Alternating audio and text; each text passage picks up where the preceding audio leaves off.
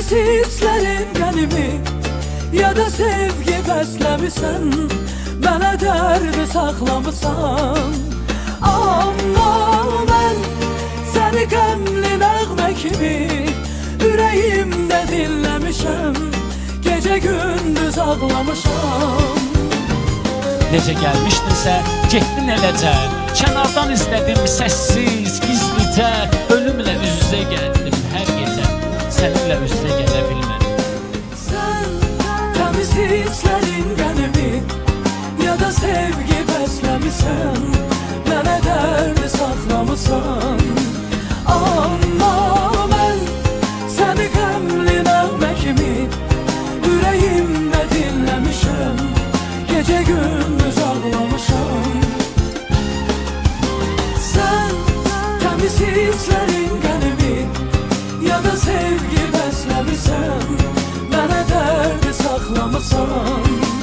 Amma mən səni qəmli nəğmə kimi ürəyimdə dinləmişəm, gecə gündüz ağlamışam.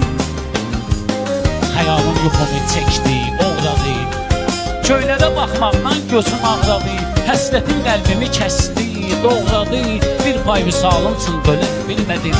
Sən təmiz hisslərin qənimi, ya da sevgi bəsləmisən, mənə dərdi saxlamısan. Amma mən səni qəmli nəğmə kimi ürəyimdə dinləmişəm, gecə gündüz ağlamışam. Bil ki mən təmiz hisslərin qənimi, ya da sevgi bəsləmişəm, sənə dərdi saxlamışam. Amma sən səni qəmli nəğmə kimi ürəyimdə dinləmişəm, gecə gündüz ağlamışam. Sən təmiz hisslərin qənimi, ya da sevgi bəsləmisən, mənə dərdi saxlamısan.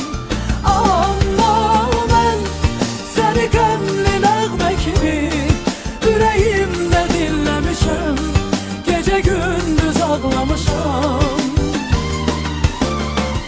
Qoymaram dodağın ölümdən deyə, mən özüm ölərəm bilirsən niyə? Torpağın altında yatarsan deyə, torpağın üstündə gəzə bilmərəm, sənsiz ayrılığa dözə bilmərəm.